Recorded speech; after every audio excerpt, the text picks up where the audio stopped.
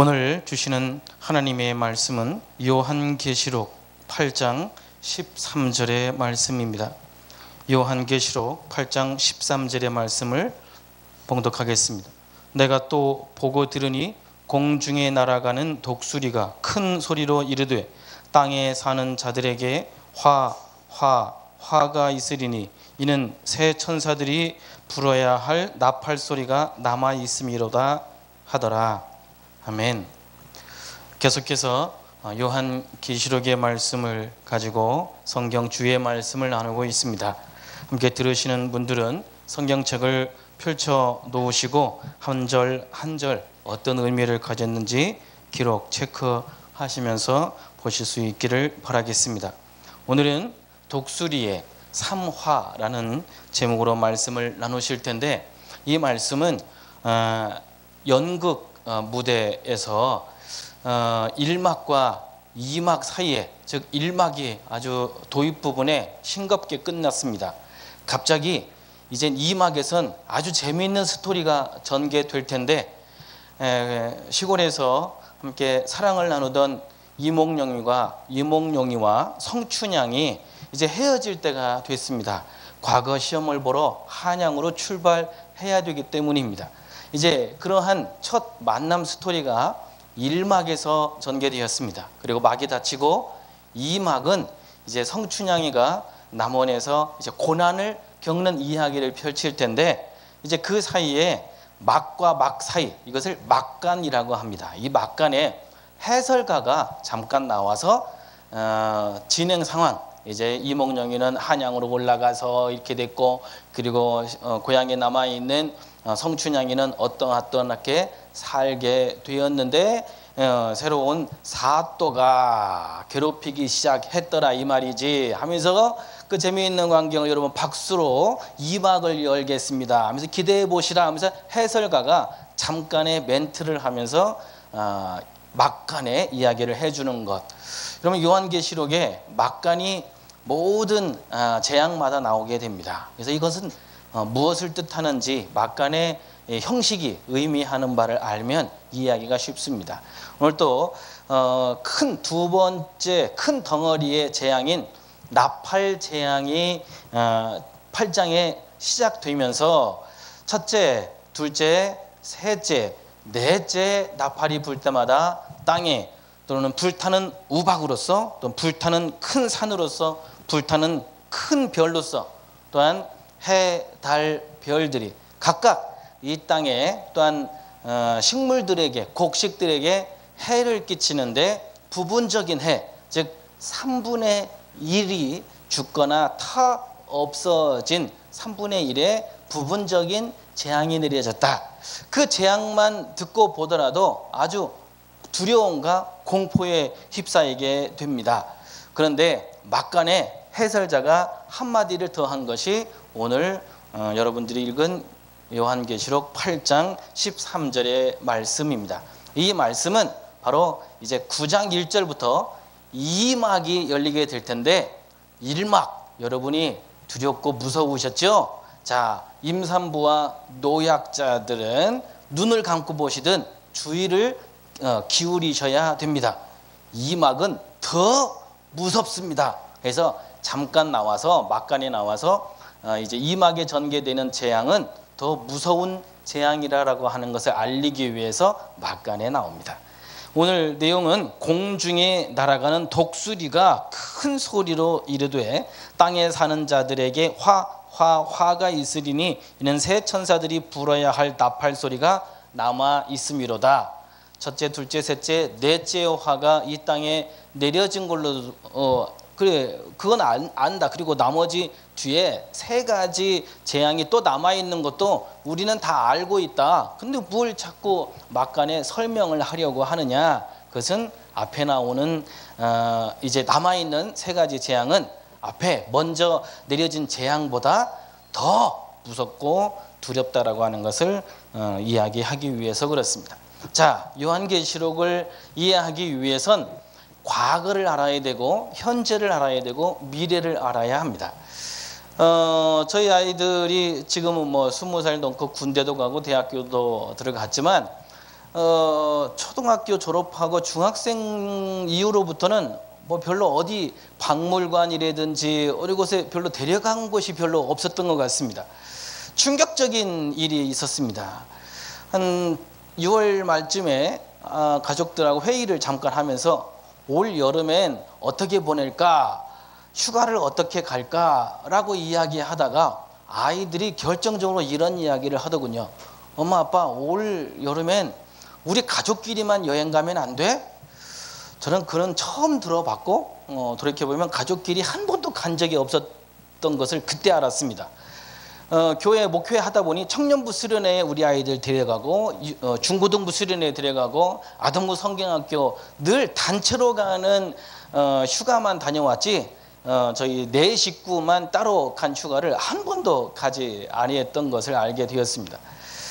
중학교 올라가니까 그렇더라고요. 근데 어렸을 땐 저희 아이들이 유치원 때라든지 초등학교 저학년 때는 온갖 박물관들은 다 다녔습니다. 그리고 나서 제가 깨닫고 알게 된 게 유명한 좋은 박물관은 목회자들이 쉬는 월요일 날에 다 휴가 난다는 사실도 알게 되었습니다. 그 정도로 아이들이 어렸을 때 아무것도 모를 때 많이 좀 데리고 다니고 많이 보여주려고 했었지요. 돌이켜보면 애들이 뭘 알았을까, 뭘 배웠을까, 어린 나이에 그런 생각도 해보는데 말이죠. 근데 저희 아들이 세상에 이런 일이 한번 출현할 뻔한 적이 있었습니다. 이건 애가 애답지 않은 말도 안 되는 행동을 어느 때부터 하기 시작했습니다. 초등학교 아마 4학년 때부터 그런 행동을 했었던 것 같습니다. 먼저는 집에 화장실에 목욕탕에 욕조에 물을 받기 시작합니다. 한 2번, 3번 정도 발을 닦고 물을 받아놓은 걸 내리지 않고 찰랑찰랑 넘칠 때까지 다 받아놓는 것이었습니다. 그것만 하는 게 아니었습니다. 머리를 감고 세수를 해도 절대 버리지 않고 그 물을 다시 발을 씻는 데 쓰는 것이, 아니 초등학교 4학년생이 그럴 수 있는가 싶죠. 한 저녁 9시 정도 10시 정도 되면 방마다 아들이 돌아다닙니다. 그리고 쓰지 않는 저녁이고 있으면 코드를 다 빼버립니다. TV를 끄는 거, 불을 끄는 것에도 그치지 아니하고 코드를 완전히 다 빼버립니다. 언제 한번 혼자 얘가 들어가서 머리 감는 모습을 보고 제가 충격을 받았습니다. 그것은 바로 이게 양치하는 컵이 있지 않습니까? 양치하는 컵으로 머리에 물을 붓습니다. 그리고 물을 붙이고는 샴푸를 바릅니다. 그리고 양치하는 컵에 물을 받아서 그 샴푸한 머리를 또 닦습니다. 그리고 린스하고 또 샴푸, 이게 양치하는 컵으로 이게 물을 몇 바가지 안 썼다는 이야기입니다. 참 어린아이가 이거 왜 욕조에 받아놓은 물도 왜 안 버리냐, 떼꼬장물이 더럽게 뜨는데 이건 정말 너무한다. 아무리 해도 엄마 아빠 물 아껴야 돼, 우리나라 물 부족 국가래 라고 하면서 전 세계의 물에 대한 부분들에 관심을 많이 가졌던 모양입니다. 와, 그 외에 지금까지도 아마 그렇게 알뜰살뜰하게 제 아들이 지내고 있는 것 같기도 한데 그 영향을 어디서 받았나 싶어서 생각해 보면 저희가 어렸을 때 이런저런 박물관이나 어떤 기념관 다니면서 거기에서 보고 경험했었던 것이 아닌가 그런 생각을 해봅니다. 철도 안 들고 아무것도 모르는 유치원생 아이들을 왜 박물관이나 어떤 기념관 그런 것을 왜 과거 역사가 담겨져 있는 덕수궁, 경복궁, 걔네들이 살지도 알아봤자 아무런 유익이 없을 것 같은 수백 년, 수천 년 전의 과거의 모습을 아이들한테 보여줄까요? 그것은 과거를 통하여 현재를 각성하고 미래를 대비하게 하기 위함이죠. 부모는 실수하고 우리 조상들은 실수를 반복했지만 너희 세대만큼은 좋은 것을 보고 깨닫고 아름다운 행복한 미래를 열어주길 바란다라는 바람으로 과거로 수천 년 전의 과거의 모습을 보여주고 현재를 각성케 하고 미래를 대비하게 하려고 철모르는 아무것도 모르는 아이들 데리고 전국 팔도강선으로 다니지 않겠어. 이것이 부모의 심정일 것이죠. 요한계시록은 미래에 대한 예언의 책이라고 꽂아 놓았다면 아마 그 당시에 요한계시록은 신약성경 27권 중에 선택받지 못했을 것입니다. 왜냐하면 신비의 책이라고 해서 선택하는 것이 아니었습니다. 그 외에도 요즘도 고고학적으로 발견되어지고 있는 고대의 성경시대에 기록하고 읽었던 많은 책들이 지금도 발견되어지고 있습니다. 그 중에 예수님의 설교, 예수님의 말씀만을 축약해서 정리해 놓은 도마복음서라는 책들이 어떻게 보면 이 도마복음서가 신약성경에 들어가야 된다라고 하는 신학자들이 있을 정도로 예수님의 말씀 중심으로 기록된 도마복음서를 소중하게 생각한다는 것이죠. 반대로 예수님의 말씀 한마디에 없고 성경의 구체적인 사건이나 눈에 보는 이적과 사건들을 기록하지 않고 그냥 보지도 못하고 알지도 못하는 그냥 수천 년 수만 년의 미래에 대해서만 기록했다면 요한계시록은 정경으로 채택되지 않았을 것입니다. 공동번역 성경을 갖고 계신 분들은 맨 뒤에 외경이라고 분류된 책들을 보신 분들은 계실 것입니다. 에스라서라든지 다니엘서라든지 외경에 나와 있는 다니엘서는 우리가 갖고 있는 다니엘서와 분량이 좀 다릅니다. 외경의 다니엘서가 분량이 더 많습니다. 외경의 다니엘서를 읽어보면 우리 다니엘서가 몇 장이 빠졌고 몇 장이 빠졌고 이렇게 빠졌구나라는 걸 알 수가 있지요. 바룩서라든지 여러 책들이 외경으로 분류되어 있고요. 또 거기에도 들어가지 못한 책들은 우리는 위경이라고 또 분류하기도 합니다. 그런 책들을 읽어보면 우리 영화나 유럽의 소설이나 이야기들 속에서 보았던 장면들이 이 위경의 스토리를 따낸 것들이 굉장히 많이 있습니다. 이제 요한계시록을 읽으시면서 이제 다음이나 다다음번엔 여러분들이 집에 가셔서 터미네이터라는 영화를 보셔야만 된다고 제가 숙제를 내드릴 수도 있을 것입니다. 터미네이터라는 영화도 바로 요한계시록에 나와 있는 어느 사건을 모티브로 하였기 때문에 더더욱 그렇습니다. 왜 이런 말씀을 드리냐면 많은 책들이 신약 시대에 읽혀지고 있을 때에 이제 학자들이 우리 중에 이 많은 책들 중에 정경으로 채택합시다라고 했던 그들의 기준이 있었던 것이죠. 요한계시록이 알지도 못하는 미래에 대한 내용만 기록했다면 아무도 그 요한계시록을 선택하려는 학자들은 없었을 것이라는 말씀을 드립니다. 미래에 대한 예언의 책이기도 하지만 왜 미래냐? 아닙니다. 현재입니다. 현재를 살아가는 크리스천들이 초대교회 크리스천들이 당하고 있는 로마의 짓밟히며 당하는 박해와 핍박 속에서 어떻게 이것을 극복해 나갈 것인가를 요한계시록은 과거의 여러 사건들을 모티브로 하여 오늘을 각성케 합니다. 그리고 미래를 대비하게 하는 것이죠.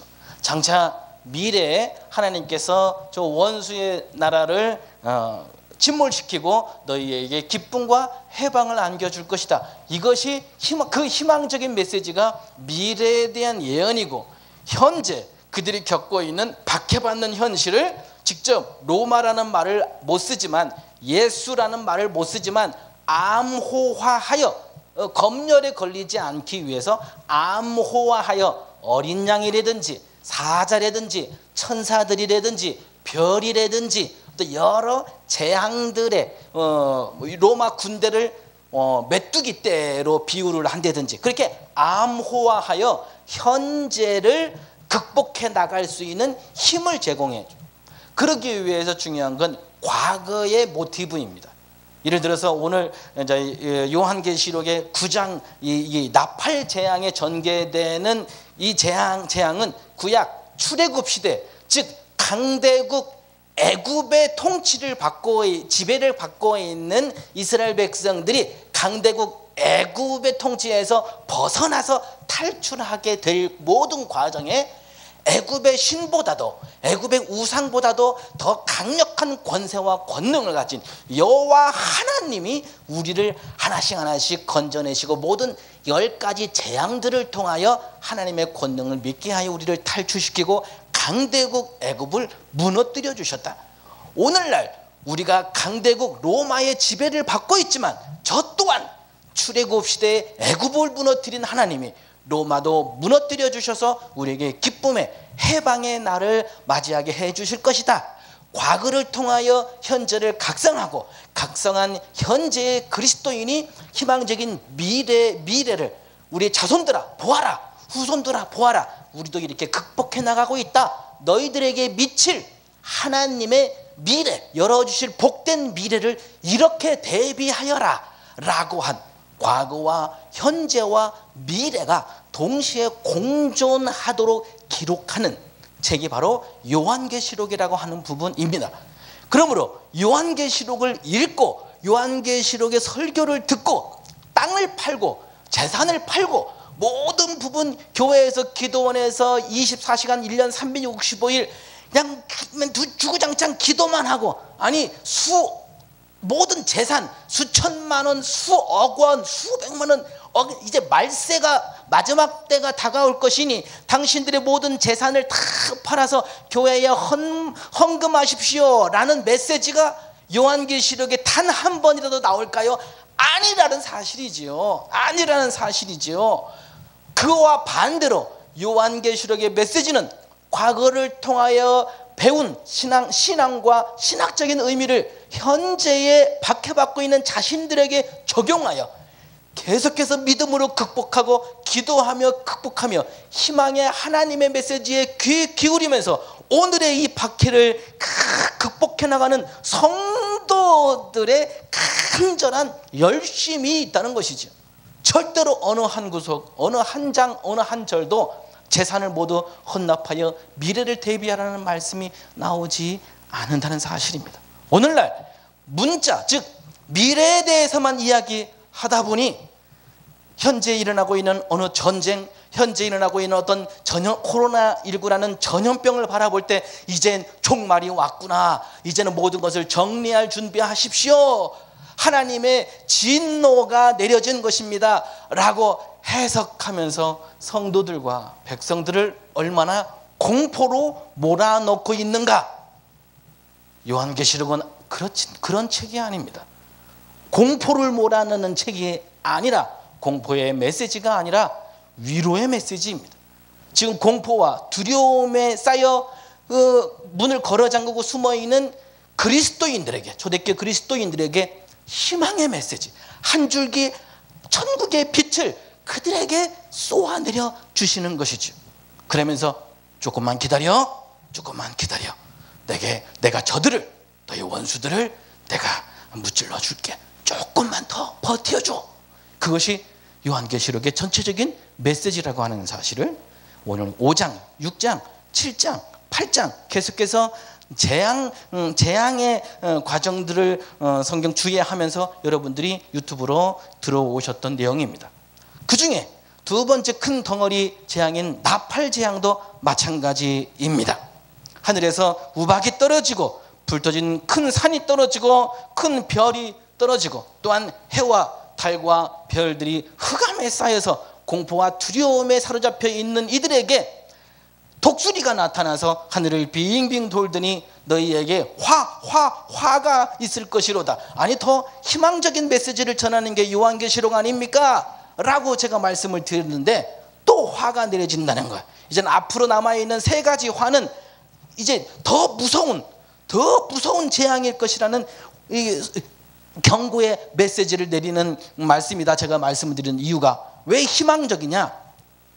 야, 너희 지금까지 네 가지 재앙도 무섭지? 근데 내가 미리 얘기할게. 이 소설의, 이 드라마의 끝은 야, 이래.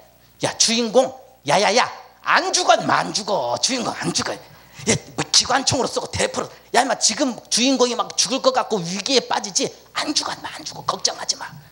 엄청난 무서운 화가 앞으로 진행될 것이지만 내가 너희들한테 귓속말로 미리 얘기해 줄게. 주인공 안 죽어, 안 죽어.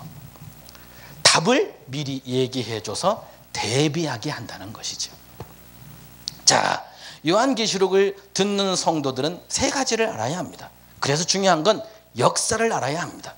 두 번째는 그 역사 속에 듣는 독자, 청중의 마음이 되어야 합니다. 그 당시의 청중은 어떤 메시지냐? 세 번째는 오늘날을 살아가는 우리는 과거에 내려진 그 하나님의 메시지를 우리는 어떻게 잘 소화해내고 그것을 자기의 몸과 마음과 영혼에 잘 담아서 미래를 대비할 것인가? 그것에 과제를 귀를 기울이는 것이죠. 그래서 과거의 역사를 알아야 요한계시록을 이해할 수 있고 그 당시에 청중의 생활 방식과 의식 수준을 알아야 그들이 어떻게 깨달았는가를 우리가 캐치해낼 수 있다는 사실이죠. 그러다 보니 오늘 여러분에게 과제를, 청중 독자들에게 이런 과제를 드립니다. 여러분들은 독수리라고 말하면 어떤 이미지를 떠올립니까? 부정적인 이미지입니까? 긍정적인 이미지입니까? 또는 강한 이미지입니까? 아니면 맹수와 같이 아주 무서운 공포의 이미지를 갖고 계십니까? 예를 들어서 까마귀 하면 우리는 한국 사람들은 부정적인 이미지를 떠올립니다. 까치 하면 우리는 손님이 오시려나? 편지가 오려나? 그런 새 기쁜 소식을 전해주는 길조로 그렇게 이미지를 떠올리게 되는 것이죠. 독수리도 마찬가지입니다. 그렇다면 이 독자, 그때 초대교회의 청중들은, 크리스천들은 이 독수리라는 말을 했을 때 어떤 이미지를 떠올리는가가 중요합니다. 왜냐하면 독수리가 나타났다라고 하면 독수리가 가져올 게 선물인지 아니면 저주인지를 예상할 수 있기 때문에 그렇다는 것이지요. 즉 요한계시록에 암호화되어 있는 새, 짐승, 그리고 모든 재앙의 모양들 암호화되어 있어도 그 당시의 사람들은 이거 저거야, 이거 로마 황제야, 로마 군대를 상징하는 거고, 그런 거야. 그 당시의 사람들은 잘 알았기 때문에 우리도 그 당시의 역사를 알아야 하고 청중의 의식을 알고 계셔야 요한계시록을 풀이할 수도 있고, 그 풀이한 요한계시록의 이 메시지를 오늘날 우리에게 그리고 미래의 후손들에게 전달할 수 있는 것이지요. 왜 문자만 보고, 왜 한글 성경만 보시고, 왜 재산을 팔아 헌납하고, 왜 모든 시간을 들여서 교회에만 헌신하는가? 그렇게 하여 이단과 사이비가 전 세계에서 많이 나온다라고 하여 그것이 자랑거리게 있는가? 라는 말씀을 먼저 드려보고 싶습니다. 자, 해설가가 이 막간의 말씀을 통해서 전달하고자 하는 메시지는 이렇습니다. 하늘에 독수리가 나타나서 화를 입어라. 땅에 사는 자들은 화를 입을지어다. 아직도 천사들이 불 나팔 소리가 3번이나 남아있다라는 메시지를, 경고의 메시지를 중간에 나와서 하고 있는 것이죠. 그래서 독수리가 등장했을 때 독수리에 대한 이미지를 그 당시에 독자들, 청중들은 어떻게 받아들였는가? 성경 독자들은 이 독수리에 대한 이미지를 부정적인 이미지로 가지고 있습니다. 예수님께서 나귀를 타고 예루살렘에 입성하실 때에 많은 이스라엘 백성들이 그 옆에서 종려나무 가지를 흔들며 예수님이 왕으로 오신다 호산나 찬양하며 맞이하였었던 것이죠. 근데 그 예수님의 이 사건은 아주 상징적인 사건으로서 실제 역사적인 사건이면서도 무엇인가의 상징적인 의미를 두기 위함입니다. 로마에서 파견한 총독 빌라도가 바로 똑같은 장면으로 예루살렘에 들어올 때는 높은 깃발에, 큰 깃발에 독수리 모양이 새겨져 있는 깃발을 흔들면서 빌라도는 정복자의 의미로서 백마를 타고 예루살렘 성에 들어왔지만, 예수님은 순결의 의미로 종려나무 가지를 백성들이 흔들었고, 그는 섬김과 종의 사역을 다하겠다라는 상징적인 의미로 어린 나귀 새끼를 타고 들어오셨다는 것이죠. 정복자로 들어왔던 빌라도 총독과는 반대로 예수님은 섬김의 종으로서의 의미로서 나귀 새끼를 타고 오셨다라고 하는 그것이 우리에게 주는 강력한 메시지가 있는 것처럼, 이 독수리는 바로 로마 군대를 그리고 정복자를 상징하는 의미가 있어서 이 요한계시록의 독수리라는 말을 듣는 순간 이들은 다시 한번 떨림과 공포 속에 휘말리게 되고 원수를 대하는 대적자의 마음으로 서게 되는 것이죠. 아니나 다를까 독수리가 전해준 건 복과 희망과 기쁨의 소식이 아니라 화라는 저주의 소식을 전해주고 있는 것을 볼 수가 있습니다. 그래서 예수님도 살해생전 말씀을 전하실 때에 독수리는 어디에 모이는가? 죽음이 있는 곳엔 독수리가 모이느니라. 즉 시체가 있고 싸움이 있고 전쟁이 있고 죽음이 있는 곳엔 독수리들이 모여 있다는 것이죠. 썩은 곳에, 죽음이, 사망이 있는 곳에 가는 것이 바로 독수리의 행보다 예수님께서 말씀하셨고, 또 같은 책인 요한계시록 안에서도 독수리의 이미지는 한 천사가 태양 안에 서서 공중에 나는 모든 새를 향하여 큰 음성으로 외쳐 이르되 와서 하나님의 큰 잔치에 모여 왕들의 살과 장군들의 살과 장사들의 살과 말들과 그것들을 탄 자들의 살과 자유인들이나 종들이나 작은 자나 큰 자나 모든 자의 살을 먹어라 라고 같은 책인 요한계시록 19장 17절 18절에도 말씀하고 있는 바, 이 독수리는 백성을 잡아먹는 살인, 정복하는 이미지로 전달하고 있는 것을 볼 수가 있습니다. 이것을 볼 때 이 본절에 나온 독수리에 대한 독자들의 인식은 복과 기쁜 소식을 가져다주는 선한 이미지가 아니라 저주와 화를 가지고 온 부정적인 이미지, 즉 로마 제국이 더 큰 박해와 저주를 가지고 오게 될 것이라 라고 하여 성도들로 대비하고 준비하라는 이러한 경고의 메시지라고 하는 것을 우리가 알 수가 있습니다. 그 당시에 바로 이 절을 듣는 독자들은 이러한 메시지로 들었다는 말씀입니다. 자, 그렇다면 엄청나게 더 가혹한 재앙으로 내려지는 이 나머지 세 번의 재앙은 어떤 재앙일 것인가? 오늘 요한계시록 9장 1절부터 전개되는 말씀입니다. 9장 1절과 2절의 말씀을 읽어드리면 이렇습니다. 다섯째 천사가 나팔을 불 때 내가 보니 하늘에서 땅에 떨어진 별 하나가 있는데 그가 무저갱의 열쇠를 받았더라. 그가 무저갱을 여니 그 구멍에서 큰 화덕의 연기 같은 연기가 올라오매 해와 공기가 그 구멍의 연기로 말미암아 어두워지며, 여기에서 아주 중요한 용어가 나옵니다. 여러분이 너무나 잘 아시는 무저갱이라는 단어가 나옵니다. 저도 어렸을 때 무저갱이라는 말을 참 많이 들었습니다. 아주 지옥과 같은. 그러나 오늘날 우주적인 합리적인 사고방식과 우주적인 세계관을 가지신 요즘 시대에는 성경을 여러분 해석하시면 그렇게 해석하시면 안 됩니다. 성경 시대에는 땅을 중심으로 태양과 별이 왔다리 갔다리 하고 우리 지구에 태양빛을 비춰주고 달이 와서 밤에 비춰주고 별이 비춰주고, 여러분 그렇게 그러한 사고방식으로 성경을 보셔야 됩니다. 여러분 국민학교에 초등학교에서도 안 배우는 천동설을 아니 설 목사님 현대인에게 설명하시면 어떻게 합니까? 하지만 성경 시대 사람들은 천동설 세계관, 우주관을 믿었던 사람들입니다. 그 사람들 그 시대에 전하기 위하여 그 시대에 기록한 저자의 세계관을 이해하셔야 되고, 구약을 공부하기 이해하기 위해서는 고대 근동 메소포타미아와 이집트 문명이나 고대 근동의 문명을 연구해야 이스라엘 주변 사람들의 사고방식이 어떠했는가를 알 수가 있습니다. 한 예를 들어서 아브라함이 사랑하는 그 아들 이삭을 모리아산에 제물로, 아들을 죽여서 제물로 바치는 게 이게 하나님의 백성으로서 할 소리냐라고 하겠지만, 아브라함 시대에는 그러한 인신 제사를 드리는 이스라엘 주변에 헷 족속이라는 족속이 인신 제사를 드리는 풍습이 있었습니다. 그 시대에 고대 근동의 문화였던 것이죠. 그러나 하나님을 믿는 하나님의 백성은 사람을, 자식을 죽여서 이방인들의 풍습처럼 사람을 죽여서 하나님께 제사 드리는 풍습은 없다라는 말씀을 전하기 위해서 아브라함이 이삭을 죽이기 직전에 이삭을 죽이지 말라고 하십니다.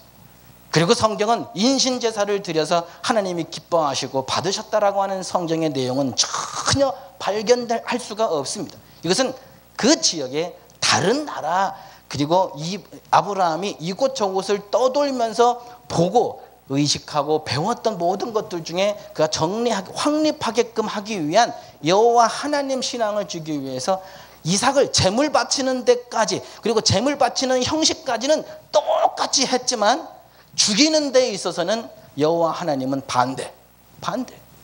그리고 사람을 죽여서가 아니라 이제는 양을 잡아서 이젠 짐승을 죽여서 대신 하나님께 제사를 드리라 새로운 길을 하나님이 열어주셨죠. 그래서 이스라엘의 그 이스라엘 민족의 조상은 바로 아브라함이며, 왕의 조상이라 하면 이제 다윗이지만 이스라엘 민족의 조상은 아브라함입니다. 여러분, 아담이 이스라엘의 민족의 조상이라고 아시는 분 있으면 다시 성경 공부하셔야 돼요. 우리나라 한민족의 조상을 단군이라고 뽑듯이 이스라엘은 그들의 조상을 아브라함이라고 하고 있어요. 그 부분 잘 아셔야 됩니다. 제가 왜 이런 말씀을 드리냐, 아브라함의 행동 하나하나도 그 지역 주변에서 살아가는 문화적인 영향을 받았지만 유일신을 믿는 이스라엘 백성들에겐 독특한 신앙, 아주 뿌리 깊은 독특한 신앙을 강조하고 있는 것을 볼 수 있습니다. 마찬가지 로마의 한가운데, 박해 가운데 살아가는 크리스천들이 어떻게 하면 이제 유일신 하나님을 믿는 신앙으로 온전히 설 수 있을까를 선포하기 위해서 요한계시록은 이런 부분을 강조하고 있습니다. 로마를 보아라, 수많은 신들의 제국 아니냐, 신들의 왕국이 아니냐, 수백 수천 마리의 신들을 그들이 왕에게 붙이고 있고, 제독에게 붙이고 있고, 장군에게, 부자에게, 권력 있고 돈 많은 사람에게 신이라고 하면서 숭상하고 있지 않느냐. 지금의 로마의 황제도 지금 그를 신으로 경배해라, 숭배해라 하며 온갖 로마가 침략하고 다스리고 있는 나라들, 그리고 백성들에게 로마의 황제를 신으로 섬겨라 라고 하며 선포하지 아니하였느냐. 그러나 유일신을 믿는 이스라엘, 유일신을 믿는 그리스도인들은 황제 숭배를 거절함으로 말미암아 온갖 핍박과 박해를 받고 있지 아니하나.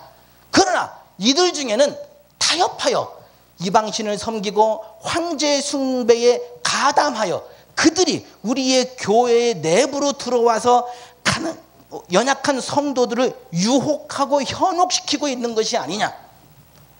그러한 교회들을 요한계시록은 열자마자 7 교회의 예를 들어서 황제 숭배에 동조하고 우상을 숭배하는 이들이 다시 들어와서 성도들을 현혹해 하는 그들의 이야기들을 7 교회에서도 내보이고 있다는 것이죠.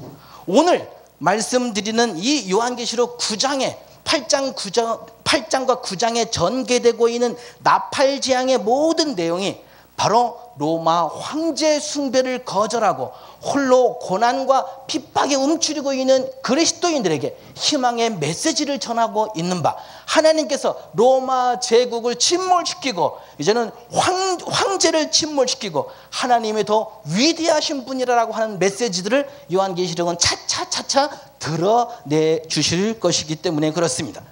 자, 우리가 알아야 할 이 무적행이라고 하는 것에 대한 이미지도 역사적으로 보셔야 합니다. 그럼 무적행은 오늘날 한국교회 성도들이 들어서 알고 있는 개념과 2000년 전에 요한계시록 그리고 유대인들, 이스라엘 백성들이 인식하고 있는 무적행의 개념은 무엇인가? 우리는 천동설을 믿고 땅을 중심으로 해, 달, 별들이 비치고 있는 그러한 의식 속으로 들어가셔야 합니다. 이런 의식을 신화적인 세계관이라고 합니다. 현대인들은 바로 천동설을 부정하고 최초로 지동설을 주장했던 코페르니쿠스적인 발상 이후로 갈릴레오가 종교 지도자들에게 지동설을 주장한다고 하여 이단으로 정죄받은 이후로 살아가는 저와 여러분들이지만, 성경시대는 코페르니쿠스 이전에 살던 사람들, 그들이 기록한 책을 우리에게 전해주니 우리도 천동설의 세계관 속에 들어가서 성경 내용을 읽으면 성경의 이야기들과 그림들이 잘 그려질 수 있다고 하는 것을 미리 말씀을 드립니다. 그렇다면 2000년 전에 유대인들은 무적행을 어떻게 의식해 있는가? 여러분 웃지 마십시오. 오늘날 30년 전, 20년 전에 종말론이 대세를 이루고 있을 때에 어떤 사람이 꿈에 또한 환상에서 본 지옥의 위치를 사진 찍은 것처럼 보여주었는데, 바로 지옥의 위치가 땅 속에 깊이 있더라는 것이지요. 오늘날 초등학생들이 그 그림을 보면 깔깔깔 웃으며 이건 터무니없는 말이라고 하겠지만 그 환상이 진리입니다. 무슨 말씀이냐면 진실, 사실은 땅 밑에 지옥이 있는 지옥은 땅 밑에 있지 않다. 그리고 땅 밑을 그냥 일직선으로 쭉 파고 지구 반대편까지 쭉 파고 내려가면 그게 무저갱이고, 여러분 무저갱이라는 뜻이 없을 무, 밑저입니다. 그리고 웅덩이 갱자예요. 그러니까 밑이 없는, 끝없는 밑이 없는 긴 웅덩이가 무저갱이라는 거예요. 오늘날은 여기서 뚫고 내려가면 지구 반대편까지 구멍이 뚫릴 거라고 얘기하면 미친놈이라고 욕을 먹겠죠. 근데 구약의 신약의 유대인들은, 이스라엘 사람들은 무저갱이 바로 저기 땅 반대편까지 뻥 뚫려 있더라고 그렇게 믿고 그림을 그리는 사람들이에요. 과학이 발달되지 않은 그 시대에, 문명이 발달되지 않은 그 시대에 신화적인 세계관을 갖고 사는 사람들의 사고방식으로 무저갱은 여러분이 밟고 있는 땅 밑에, 그 속에는 아주 불이 불타오르는 막 열기가 가득하고 막 그렇습니다. 거기에는 타락한 천사와 악령과 귀신들이 심판받는 것이고 감옥과 같이 갇혀 있는 곳이라고 그들은 인식했지만, 오늘날 아동부 아이들한테 이렇게 얘기했다간 그들은 성경 거짓말이다, 가짜라고 말하겠지만, 그 당시에 사람들은 그렇게 믿어왔다는 것이죠. 그렇게 무저갱은 땅 밑에 있다라고, 그리고 거기에는 아주 뜨거운 불이 타오르고 있다. 그리고 거기에는 타락한 범죄한 귀신, 악마, 사탄이 갇혀있는 감옥과 같은 곳이다. 이렇게 인식하고 있어야 지금부터 읽는 요한계시록을 이해하실 수가 있어요. 무저갱에 대한 기록을 여러분 이해하실 수 있다. 먼저 말씀을 드리는 것입니다. 그래서 성경 곳곳에 이러한 표현들이 많이 나옵니다. 성경 곳곳에 그 당시의 사람들은 그런 표현을 했으니까. 귀신들이 갇혀있는 장소라고 누가복음 3장 31절은 말씀하고요. 죽은 자들의 거처인 하데스, 수월과 동일시한 시편 71편 20절의 말씀을 볼 수 있고, 로마서 10장 7절의 말씀도 볼 수 있고요. 사탄과 아바돈, 아볼루온의 거처라고 계시록 20장 1절로 3절 9장 11절의 말씀하는 걸 알 수가 있고요. 창세기에서는 땅을 덮고 있는 혼돈의 물인 창세기 1장 2절에 바로 이곳이 그것에 해당한다라고 기록되어 있고요. 고대 유대인들은 무저갱이 땅속 깊이 지구 반대편까지 뚫려 있으며 꺼지지 않는 불타는 모습을 하고 있다고 그들은 이해하고 살았다는 것이죠. 바로 그것은 귀신과 타락한 현사를 가두어 놓는 영적인 장소로 인식했다고 누가복음 8장 31절 또는 묵시문학인 에녹 1서 18장 21절에도 기록되어 있는 것을 볼 수가 있습니다. 요한계시록에서는 본문 이외에도 11장 7절이나 17장 8절이나 20장 1절 3절에 사탄의 권세를 받은 짐승이 갇혀있는 곳, 사탄의 감옥이라고 기록되고, 그렇게 본문에 무저갱이라는 단어를 사용하고 있는 것을 볼 수 있습니다. 본문에서도 무저갱은 사탄과 귀신의 감옥을 가리키고 있습니다. 그런데 이러한 요한계시록의 무저갱의 단어를 오늘날을 살아가는 한국교회 성도들에게 지옥과 같이 이곳에 당신들을 던져버릴 수도 있고, 여러분들은 그곳에 빠져서 엄청난 불에 타는 무저갱의 재앙을 받을 수가 있으니 집을 파시오, 재산을 파시오, 죽기 전에, 심판받기 전에 회개하시오 라고 하면서 하나님의 말씀으로 매를 대고 때리고 죽이기 직전까지 아주 공포스럽게 하는 경우들을 많이 보게 됩니다. 신약의 요한계시록의 메시지는 그와 전혀 반대의 메시지임에도 말이죠. 본문에서 하늘에서 떨어진 별에게 무저갱 열쇠를 주었다는 것을 볼 수 있습니다. 그럼 아무튼 하늘에서 어떤 별이 떨어졌어요. 하늘에서 그냥 별이 떨어졌다는 게 아니고요. 별은 구약 성경이나 유대인들은 별에 생명체를 부여했습니다. 이것은 이건 누구. 그 별이 떨어졌다는 것은 왕일 수도 있고, 대장일 수도 있고, 배를 운전하는 선장일 수도 있고, 우리의 인생을 주관하는 위대한 선생님일 수도 있습니다. 위대한 인물을 별로 표현하기도 하고, 위대한 장수나 왕을 별로 표현하기도 하고, 태양이나 달로 묘사하기도 했습니다. 요한계시록은 그런 인물들을 암호화하여 적고 있는 것을 우리는 유념하셔야 됩니다. 아무튼 이 별은 앞으로 이 무적행을 관할하면서 거기에 여러 가지 행동을 할 것인데 이러한 권세도 바로 하나님이 주셨다라고 하는 것을 알 수가 있습니다. 하늘에서 떨어진 이 별은 무적행을 여는 열쇠를 가졌으니 그는 타락한 천사나 사탄이라고 이해하는 것은 안 돼. 그렇게 주장하시는 학자들이 많이 있기 때문에 먼저 말씀을 드립니다. 자, 저는 이제 7년, 6년 정도 소년원과 교도소, 구치소 선교, 교정 선교를 했습니다. 죄수들이 허리에 주머니에 열쇠, 자기 감옥에 열쇠를 들고 다니는 죄수를 저는 본 적이 없습니다. 열쇠를 들고 있는 사람은 교도관뿐입니다. 오늘 무적행을 여는 열쇠를 가졌으면 그가 마귀이겠습니까? 천사이겠습니까? 아니, 열쇠를 가진 마귀가 어디 있냐고요? 감옥에 자기가 감옥 문을 여는 열쇠를 들고 있는 게 그게 죄수겠습니까? 아니죠.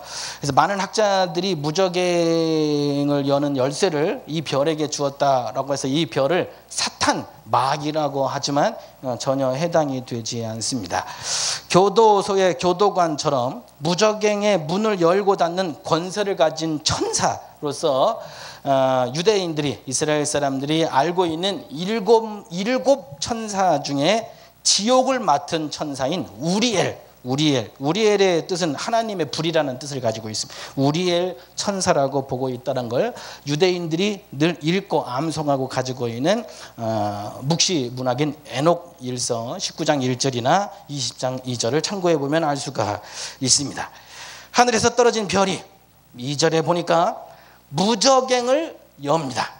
거기서 무적행을 여는 순간 큰 용광로의 연기와 같은 연기가 확 올라와서 해와 하늘을 뒤덮어버려서 캄캄해집니다. 이것은 큰 재앙을 몰고 올 재앙의 전주곡이라 하는 말씀을 드리겠습니다. 이 재앙이 악하고 부정적인 무적행에서 무언가를 끌고 나왔다라고 하는 이미지와 인식을 하기 위한 표현 묘사입니다. 아니나 다를까 연기가 온 하늘을 새까맣게 뒤덮을 정도로 무정행에서 뿜어져 나오자 연기와 함께 엄청난 무리의 황충, 즉 메뚜기 떼들이 나오기 시작했다고 오늘 본문은 말씀하고 있습니다. 메뚜기 떼가 나와서 이제는 메뚜기 떼 우리 예상할 수 있지 않습니까? 모든 땅의 곡식과 식물들을 다 뜯어 먹고 지나가겠구나. 우리는 이젠 굶어 죽고 말겠구나 라고 하는 상상을 먼저 하게 됩니다. 바로 유대인 독자 크리스천도 마찬가지입니다. 자, 이 재앙이 그래 수천 년 전에 이집트 애굽에 내린 열 재앙 중에 메뚜기 재앙처럼 모든 식물과 곡식들을 다 뜯어먹고 지나가겠구나 그렇게 상상하게 되는 것이죠. 하나님이 저 강대국 애굽에 재앙을 내리시겠구나. 하나님이 지금의 강대국 로마에게 재앙을 내리시겠구나. 요한계시록의 독자들은 그렇게 상상하기 시작할 것입니다. 그렇게 애굽의 식물들을 초토화시켰던 것처럼 강대국 로마 또한 하나님의 심판 아래 굴복하고 말 것이라는 희망적인 기대를 품게 되면서 3절로 이어지게 됩니다. 9장 3절은 이렇게 말씀합니다. 또 황충이 연기 가운데로부터 땅 위에 나오매 그들이 땅에 있는 전갈의 권세와 같은 권세를 받았더라.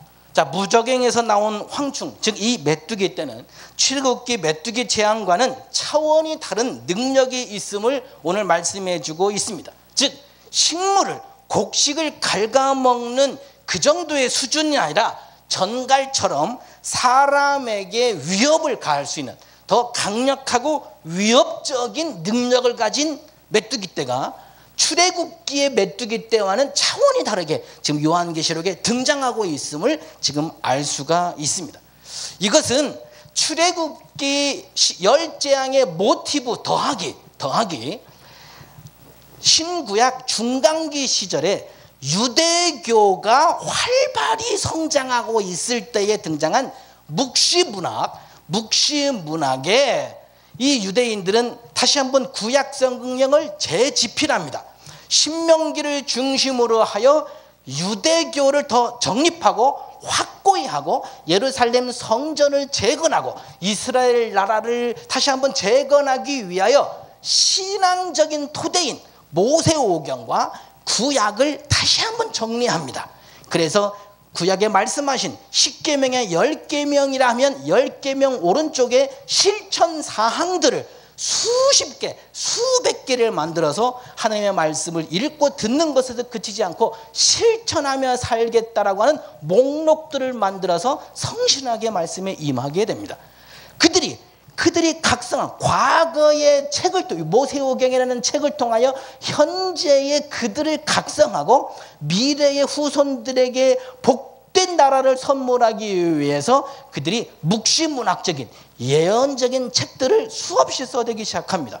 그 중에 그들이 기록한 요엘서 2장 1절부터 11절의 내용은 바로 이 황충이 이스라엘을 점령하고 공격하는 그 나라를 어떻게 되갚아주고 재앙을 내려주는가를 이야기해주고 있습니다. 여호와의 날에 대해 대적의 모습을 황충의 모습으로 묘사하고 있는 요엘서 2장의 내용이 바로 요한계시록에 플러스되고 있다라고 하는 것을 볼 수가 있습니다. 그러면서 이젠 지금 등장하는 요한계시록 이 시대에 등장하는 황충은 우리 시대, 즉 우리의 세대를 함께 살아온 요엘서에서 정리했던 묵시문학적인 메뚜기 재앙의 모습이 요한계시록에 더 가깝습니다. 그래서 이제 황충에 대한 이미지를 이제 재앙을 내리는 군대라든지 수많은 엄청나게 많은 숫자, 재앙의 어마어마한 위협적인 그런 분위기를 이 황충, 메뚜기라는 말로 묘사를 했습니다. 자, 그러면서 이 황충이 앞으로 저지를 일에 대해서 4절은 이렇게 말씀하고 있습니다. 9장 4절, 그들에게 이르시되, 황충, 메뚜기 떼들에게 말합니다. 그들에게 이르시되 땅에 풀이나 푸른 것이나 각종 수목은 해하지 말고 오직 이마에 하나님의 인침을 받지 아니한 사람들에게만 해하라 하시더라. 구약 출애굽 10재앙에 등장했던 메뚜기 떼는 식물 곡식에만 해를 가하였는데 요엘서 2장과 요한계시록의 이 말씀은 사람에게까지 해를 가져올 수 있는 능력을 메뚜기들에게 주었지만 곡식과 식물은 건드리지 말고 사람에게만 고통을 주어라 하나님께서 새롭게 명령을 하고 계십니다. 그런데 고통을 주는 사람도 봐가면서 해를 줘라. 봐가면서 이맛박을 떠들어 보고 이맛박에다가 맞박 이마에 하나님께서 나의 백성이다 라고 하여 인침받은 사람들이 있을 텐데 인침받은 사람들한테는 괴롭게 하지 말고 하나님의 인 맞지 아니한 사람만 괴롭게 해라 라고 황충에게 명령한 것을 볼 수가 있습니다. 출애굽기 10재앙 마지막 장자가 죽는 재앙에서 죽음의 천사가 각 집을 방문할 때에 문설주에 양의 피를 바르지 아니하는 집의 장자가 죽게 된 것처럼 오늘날 요한계시록도 이 출애굽 10재앙의 모티브에서 깨달은 기독교인 독자들에게 오늘 또 이마에 하나님의 인침받지 아니한 사람들에게 이 황충은 해를 끼치고 고통을 주겠구나. 인침받은 우리들은 하나님께서 보호해 주시고 계시구나.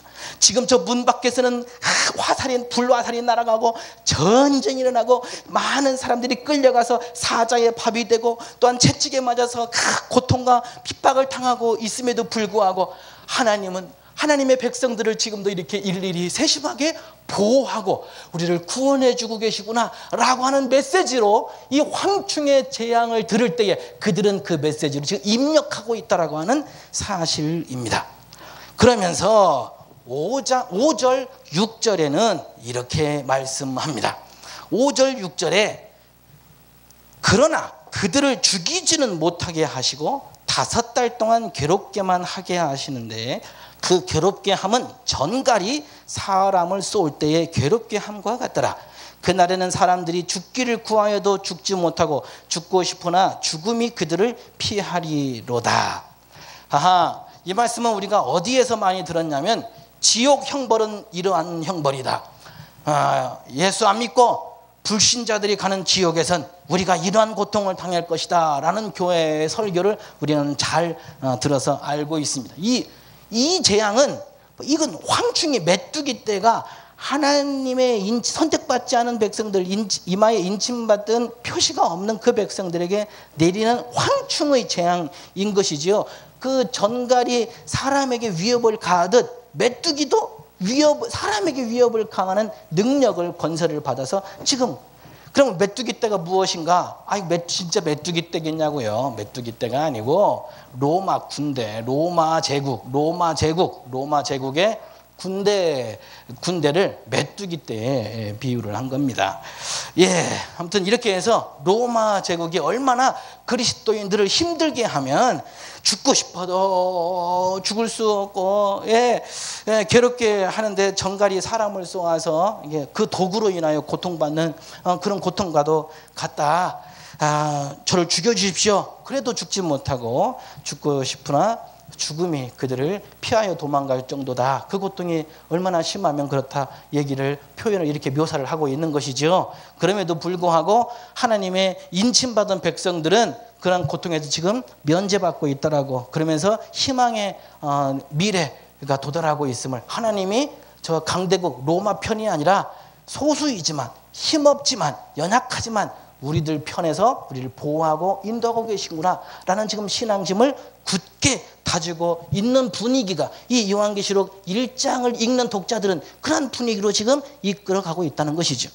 그러면서 이 황충의 고통은 얼마까지인가 라고 해서 1달, 2달, 3달, 4달, 5달. 오늘 성경은 5달 동안, 그 고통도 5달 동안이다. 1년도 아니고 지금 코로나19가 지금 벌써 5달 가까이 되어가고 있지 않습니까? 누구는 1년이 뭐냐, 2년도 더 걸릴 것이다 라고 하시는 분들도 계시지만, 우리 귀에 솔깃한 것은 2달, 3달 후면 백신이 다 개발이 되잖아. 우리는 그 기쁜 소식에 늘 귀가 오픈되어 열려져 있어서 그 기쁜 소식에만 귀가 솔깃솔깃합니다. 요한계시록은 바로 그러한 분위기입니다. 코로나19 전염병으로 온 세계 사람들이 고통받고 공포의 집에서 숨어 살고 지내고 있지 않습니까? 그런데 하나님의 메시지가 들립니다. 그러한 고통도 5달 동안이야. 왜? 내가 이 저주와 이 재앙도 내가 내린 거니까, 하나님이 내리신 거니까, 하나님께서 1년이든 2년이든 6개월이든 5달이든 그것도 내가 정했어. 이 기간, 그리고 재앙의 규모, 그 모든 것도 누구의 권한 안에서 누가 주신 열쇠로 진행되고 있는 거라고요? 하나님이 주신 열쇠, 하나님이 주신 권세로 지금 이러한 재앙들이 지금 로마에 핍박받고 박해받고 있는 그리스도인들의 삶에도 지금 똑같이 내려지고 있다라고 하는 것을 말씀하고 있는 것입니다. 그렇다면 이 독자들은 그 5달 동안의 메뚜기의 공격으로 고통받는 사람들을 지켜보면서 그리스도인들은 어떠한 생각을 하게 되었을까요? 5달이면 이 고통도 끝 아니야. 이 모든 게 하나님이 주관하시는구나. 시간과 때와 규모와 재앙의 크기도 우리 하나님이 주관하시는구나. 우리 하나님의 때를 기다리자. 오늘 코로나19로 인하여 오늘자 뉴스에도, 어저께 뉴스에서도 교회에서 어느 교회에서 수십 명 전염이 확산되고 있다 하여 많은 사람들에게 욕받이가 되고 있습니다. 오늘 성경의 요한계시록에서는요, 요한계시록의 분위기로 2000년 전으로 여러분을 데리고 가면 어떠한 교회가, 어떠한 성도가 되셔야 하냐면, 그냥 잠잠히 기도하고 계셔도 돼요. 이런 말씀 드리면 저한테 돌을 던지셔도 저는 괜찮습니다. 잠잠히 기도하셔요. 잠잠히 자기 자신을 성찰하는 데 시간을 보내세요. 잠잠히 우리의 대한민국 한국 교회는 앞으로 어떠한 교회를 세울 것인가, 집에 앉아서 10달 동안 5달 동안 정말로 성경적인 교회로 설계도를 그리는 시간이 여러분 헛된 시간 아니란 말이죠.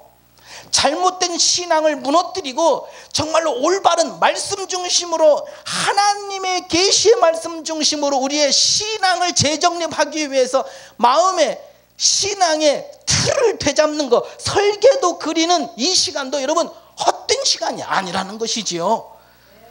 교회는 헌금을 거둬들이기 위해서 성도를 모으는 건 아닙니다. 오직 교회의 존재의 목적이 헌금 때문만은 아닙니다.